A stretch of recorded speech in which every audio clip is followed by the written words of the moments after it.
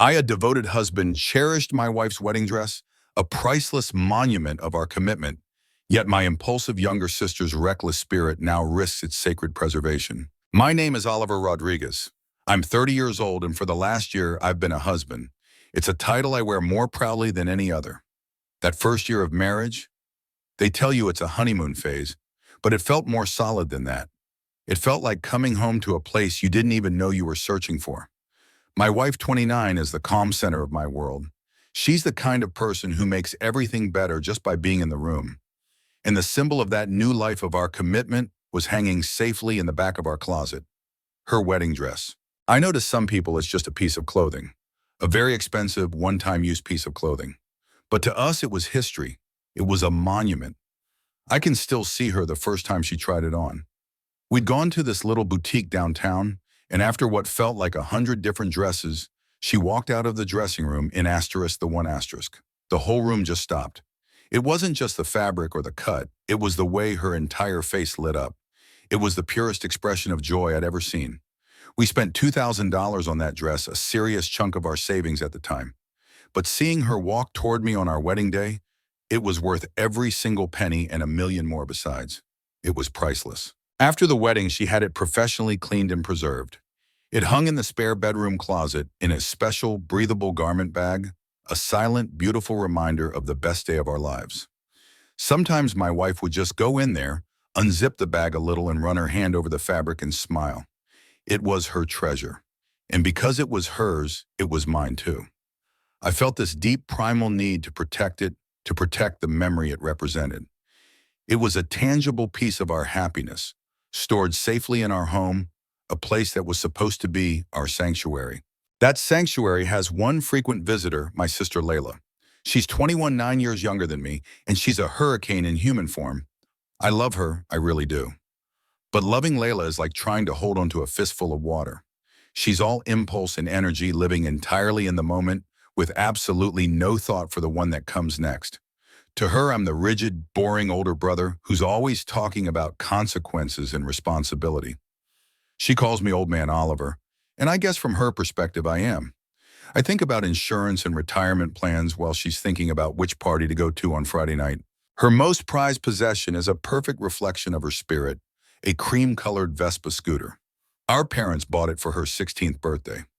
I was there when they surprised her with it parked in the driveway with a giant red bow on the handlebars. Her reaction was explosive. She screamed, she cried, she hugged them so tight I thought she might break their ribs. That scooter wasn't just a way to get around. It was her declaration of independence. It was freedom, the key that unlocked the world for her. She took meticulous care of that Vespa. It was always polished, the chrome gleaming. She knew its every quirk, the specific way you had to turn the key, the sound the engine made when it was happy. It was an extension of her personality, stylish, a little retro, and built for zipping through life. I understood what that scooter meant to her. It was her version of the wedding dress, a symbol, a memory, the most valuable thing she owned. And that's where the problem always started. She understood the value of her asterisk things, but she had this incredible blind spot when it came to anyone else's. Her entire life has been a series of borrowing things without asking. My favorite hoodie would disappear for a week and come back smelling like someone else's perfume. A new video game would suddenly be at her friend's house. She didn't see it as taking, she saw it as sharing. But it was a one-way street. If I ever touched her stuff, it was World War III. I tried to explain it to her more times than I can count. Layla, I'd say you have to respect people's property, their space. She would just roll her eyes and give me that look, the one that said, "Here goes rigid old Oliver again." Our dynamic was a constant push and pull. She saw my insistence on boundaries as an attempt to control her, to smother her spirit. She couldn't grasp that boundaries aren't walls to keep people out. They're lines that show you where someone is so you know how to love them without hurting them.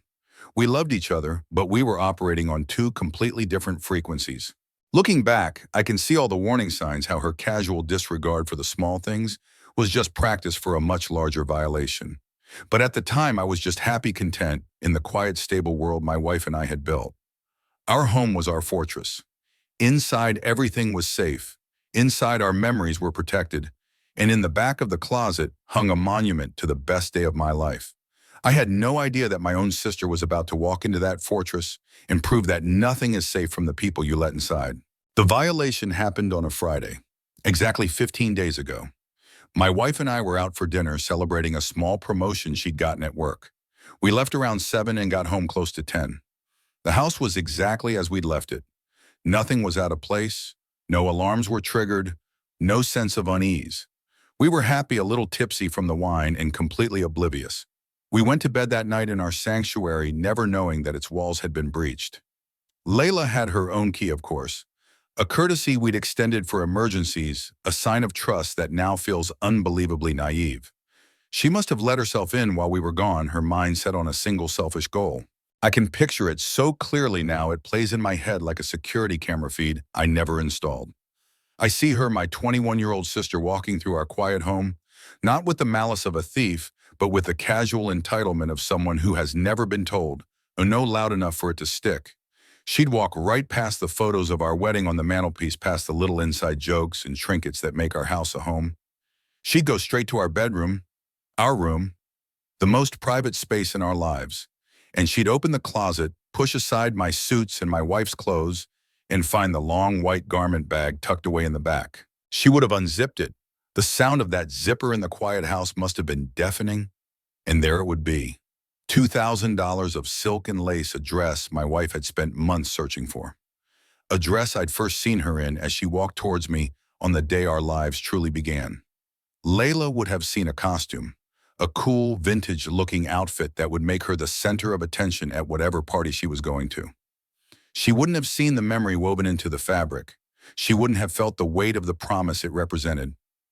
She would have just seen something she wanted, and in her world, that's all that matters. She took it, zipped the bag back up, and left. And for a full week, we were none the wiser. That week was normal. Painfully, beautifully normal. We went to work, we cooked dinner, we watched movies on the couch, we talked about the future. We lived our lives wrapped in the warm, safe blanket of our marriage, completely unaware that a key piece of our shared past had been stolen, and as I would soon learn, utterly annihilated. Looking back, that ignorance feels like the cruelest part of the betrayal. While we were laughing, Layla was hiding a devastating secret. The foundation of our home had a crack in it, and we didn't even feel the tremor. The discovery came exactly 7 days later. It was another Friday. My wife, who is 29 and the most organized person I know, was doing a seasonal closet swap, moving winter clothes into storage. I was in the living room sorting through mail when I heard a strange sound from the bedroom. It wasn't loud, just a small, confused noise. "Oliver," she called out. Her voice was thin, unsteady. I walked into the bedroom and found her standing in front of the open closet. The white garment bag was on the bed, empty and limp. "What's up?" I asked. She turned to me, her brow furrowed. "The dress? It's not in the bag." My first thought was rational, logical. "Did you move it? Maybe to get cleaned or preserved and you forgot to tell me?" She shook her head, a flicker of panic in her eyes. "No, I haven't touched it since we put it away after the wedding. I was just moving the bag to get to the winter coats and it felt light." She ran a hand through her hair. This is really weird. Where could it be?" My heart started to beat a little faster. The old man Oliver part of my brain, the part that thinks about insurance and worst-case scenarios, kicked in. "Okay, let's not panic," I said, my voice calmer than I felt. "Let's just search the house. Maybe it fell out of the bag somehow and got pushed into a corner." It was a stupid theory, but it was better than the alternative that was starting to form in my mind. We spent the next 20 minutes tearing our house apart. We checked every closet under the beds in the guest room, even the storage space in the attic. Nothing. The dress was gone. As the minutes ticked by, my wife's confusion curdled into real fear. Her hands were shaking. Did someone break in?" she whispered, her eyes wide. "But why would they only take my wedding dress? It doesn't make any sense." And that's when it hit me. A thief wouldn't just take a wedding dress. They'd take laptops, jewelry, cash. They would have left a mess, but nothing else was missing. Nothing was out of place. It wasn't a stranger. It was someone who knew our home. Someone who knew exactly where the dress was. Someone who felt entitled to our space, to our things. The list of suspects was brutally short. It had one name on it. A cold, heavy anger started to settle in my gut. I looked at my wife at the tears welling in her eyes as she grappled with the loss of something so deeply personal, and my anger hardened into resolve. I pulled out my phone. "What are you doing?" she asked. "I'm calling Layla," I said, my voice flat. Her face registered a flash of disbelief, then a slow, painful dawning of understanding. "Oh, Oliver, no, she wouldn't. Not this." But I could already hear the answer in her voice. She knew it was possible. We both did. I dialed the number. It rang 3 times each ring, tightening the knot in my stomach before she picked up. "Hey, big bro," she said, her voice bright and cheerful. Too cheerful. It was the voice she used when she was trying to sell something. "Layla," I said, keeping my tone level, "I have a very simple question for you, and I need you to be completely honest with me. Did you come over to our house last Friday?" There was a pause. Just a fraction of a second, but it was enough. The silence was an admission. Yeah, I think so. I had to grab that book I left on your counter. Why?" Lies. She was already lying. "The book has been on the shelf for a month, Layla. Try again." The line went quiet again. I could hear her breathing, a little shaky now. "Okay. What's this about Oliver? You're kind of freaking me out." "My wife's wedding dress is gone, Layla. It's missing from our closet. Do you know anything about that?" The silence that followed was longer this time. It was thick with guilt. When she finally spoke, her voice was a tiny whisper. "Oh." That was it. Just "oh." Not a denial, not a defense, just a single pathetic syllable that confirmed everything. The rage that had been simmering inside me boiled over. "Where is it?" I demanded, my voice low and dangerous. "Where is my wife's dress?" "Oliver, I can explain." She started, her voice cracking. "No, no explanations. I don't want to hear a story. I want to know where it is, right now." It's at my apartment," she stammered. "But listen." "I'm on my way," I said, and hung up before she could say another word. I turned to my wife. Her face was pale, all the color drained from it. The hope she'd been clinging to had vanished, replaced by a look of profound hurt. This wasn't a random theft anymore. This was a betrayal by family. "Stay here," I told her gently. "I'll handle this." The 15-minute drive to Layla's apartment felt like an eternity. Every red light was a personal insult. My hands were gripping the steering wheel so tight my knuckles were white. The whole way I kept replaying our conversation, her easy lies, her pathetic one-word confession. How could she? How could she walk into our home, our sanctuary, and take the one thing she knew meant so much to my wife? It wasn't just a piece of clothing, it was a symbol, and Layla had treated it like a prop for her own selfish little life movie. I parked the car and stormed up to her apartment door, banging on it with my fist. She opened it a crack, peering out at me. She looked awful. Her eyes were red and puffy, her hair was a mess. She was wearing an oversized sweatshirt that probably used to be mine. For a second, she looked like a scared little kid, and a part of me, the older brother part, almost softened. But then I remembered my wife's face, the look of devastation, and the anger came roaring back, turning my spine to steel. "Let me in," I said. It wasn't a request. She opened the door and I walked past her into the small, cluttered apartment. "Where is it?" I asked, not even looking at her. She didn't say anything. She just pointed toward a crumpled black trash bag shoved in the corner of the room. A trash bag. My blood ran cold. I walked over to it, my heart pounding in my chest. I knelt down and pulled the bag open. The smell hit me first, a sour chemical odor mixed with the sickly sweet scent of stale, spilled wine. And then I saw it. It wasn't a dress anymore. It was a ghost, a ruin. The beautiful white silk was a Jackson Pollock painting of purple and red stains so deep and dark they looked like bruises. But that wasn't the worst of it. In several places, the delicate fabric was melted, corroded. There were patches where the lace had literally disintegrated, leaving behind brittle, ugly holes. It looked like someone had spilled battery acid on it. I reached in and pulled it out. The fabric felt stiff and wrong in my hands. It was destroyed. Not just stained, not just ripped. It was irrevocably, completely, and utterly destroyed. I stood up slowly, holding the ruined dress in my hands. I turned and looked at my sister. She was crying now, silent tears streaming down her face. "What happened?" I asked, my voice barely a whisper. The rage was gone, replaced by a vast, empty coldness. "I'm so sorry, Oliver," she sobbed. "I wore it to a party. I was going to be so careful. I was going to have it dry cleaned and put it back before you even noticed. But someone knocked a drink over and it splashed on me. And then someone else tried to clean it with some kind of stain remover from their car, and it just made it worse. It ate through the fabric. I stared at her. A party. She took my wife's $2,000 wedding dress, a sacred object from the most important day of our lives, and wore it to a party as a costume, and she watched it get destroyed. I let the ruined dress fall from my hands into the floor. It landed in a heap, a sad stained pile of what used to be a beautiful memory. I looked at my sister, my 21-year-old adult sister, crying on her floor over her mistake, and I felt nothing. The part of me that saw her as a little kid, as someone to be protected, just switched off. She wasn't a kid who had made a mistake. She was an adult who had made a choice. She had chosen to be selfish. She had chosen to be disrespectful. She had chosen to violate our trust and destroy our property.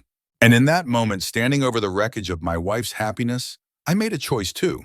There would be no more eye-rolling, no more rigid old Oliver lectures that she could just ignore. This time there would be consequences, real adult consequences, the kind you can't cry your way out of. I didn't raise my voice. I didn't have to. The cold fury radiating off me was more powerful than any shout. I looked down at the ruined dress, then back at my sister's tear-streaked face. The switch had been flipped. She wasn't my kid sister anymore. She was a 21-year-old adult who had committed an act of theft and destruction against my family, and I was going to treat her like one. "Get a pen and paper," I said, my voice flat and devoid of any emotion. She sniffled, wiping her nose on the sleeve of her sweatshirt. "What, Oliver, please?" "Now, Layla." She flinched at the tone and scrambled to her feet, pulling a notepad and a pen from a messy desk drawer. She stood there holding them, looking at me with wide, pleading eyes. "Sit down," I commanded, pointing to her small kitchen table. She obeyed, sinking into a chair like a puppet with its strings cut. I walked over and stood opposite her. "The dress," I began, my voice like ice, "cost $2,000. That was its monetary value a week ago. That value is now zero thanks to you. But the actual value, the sentimental value to my wife, is immeasurable. You can't put a price on the memory of the best day of her life. A memory you took, crumpled up, and threw in a trash bag." Her chin trembled and she started to open her mouth, probably to launch into another round of apologies, but I held up a hand, silencing her. "I'm not done. You didn't just ruin a dress. You walked into my home without permission. You took an item that did not belong to you. In legal terms, that's theft by conversion. You then destroyed that item through gross negligence. That's destruction of property. You are 21 years old. You are not a child. You are legally and financially responsible for the damage you have caused." I paused, letting the weight of my words sink in.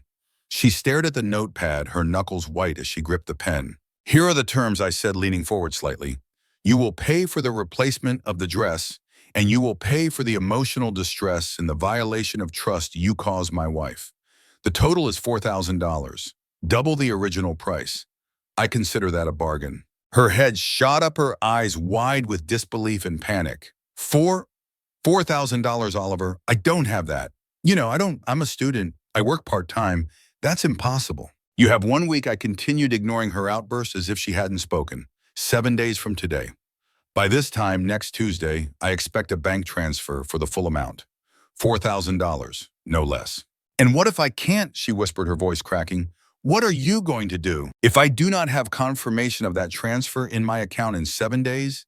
I said slowly and clearly, "I will walk into the county courthouse and file a civil lawsuit against you for the full $4,000 plus court costs and legal fees. And I will win. This is not a threat, Layla. It is a statement of fact. Write it down." She stared at me, horrified. "You would sue me, your own sister." "You are an adult who damaged my family," I corrected her. "And yes, I would. Now write it down so there's no confusion." Hesitantly, her hands shaking, she scribbled on the pad, $4,000, 1 week. I watched her for a moment, then turned and walked to the door without another word. I didn't look back at the ruined dress on the floor or at the girl who used to be my sister, now just a debtor. I pulled the door shut behind me, the click of the latch echoing like a gavel. The next few days were a special kind of awful. Layla called. She texted. She sent long, rambling emails full of apologies, excuses, and pleas. She said it was an accident. She said she had learned her lesson. She said I was being cruel and vindictive, trying to ruin her life over a piece of fabric. She even tried to get our parents involved, but I shut that down immediately. I called them first. I explained the situation in cold, hard detail, the theft, the lies, the complete lack of respect. I told them this was between Layla and me, an issue between two adults, and that if they gave her the money, it would not only undermine the lessons she desperately needed to learn, but it would also cause a permanent rift between me and them. They were unhappy, but they understood. They stayed out of it. Finally, on day 5, she called me sobbing. I can't do it, Oliver. I can't get the money. I've asked everyone. I tried to get a loan. No one will help me. Please, can't I just pay you back over time? $100 a month. Please, I'm begging you. I was driving home from work listening to her desperate cries over the car's Bluetooth. I took a deep breath. It was time for her to understand. Layla, listen to me, I said, my voice firm but quiet. This was never just about the money. Do you understand that I could buy my wife 10 new dresses? This isn't about the $2,000. Then what is it about? She wailed. Why are you doing this to me? This is about what you did, I said, my knuckles tight on the steering wheel. This is about you feeling so entitled that you thought you could walk into our home, my wife's home, and take her most prized possession to use as a costume. It's about the fact that you saw nothing wrong with that. It's about the look on my wife's face when she realized what you had done to a memory she cherished. You didn't just stain a dress, Layla. You hurt her. Deeply. You violated the sanctity of our home and our life together. There was silence on the other end of the line except for her ragged breathing. I am 30 years old, I continued. I have a wife and a home to protect. That is my first priority. You are 21. You are an adult. And this is an adult lesson. Actions have consequences. When you damage someone, you are required to make them whole. The $4,000 is you making my wife whole. It's the price of the lesson. The lawsuit is not a bluff. The paperwork is already drafted. In 2 days, if the money isn't there, I file it. This is your chance to handle this responsibly. It's the only chance you're going to get. I hung up the phone. I knew what she had to do, and I knew it was going to break her heart. She owned one thing of real value in the world, her Vespa scooter. A beautiful cream-colored Vespa Primavera 150 that our parents had given her for her 16th birthday. It wasn't just a vehicle to her, it was her identity. It was her freedom, her independence, the symbol of her transition from a kid to a young woman. She loved that scooter more than anything. She polished it every weekend. She'd named it Pearl. And it was worth about $4,000 if she sold it fast. On the final day, I got a text from her. Come to the corner of Maple and 3rd at 5 p.m. I'll have the money. I drove there and parked across the street. I saw her standing on the sidewalk next to her Vespa, looking lost. A man I didn't know pulled up in a pickup truck. He walked around the scooter inspecting it. He nodded. Layla, looking smaller than I'd ever seen her, pulled the keys from her pocket.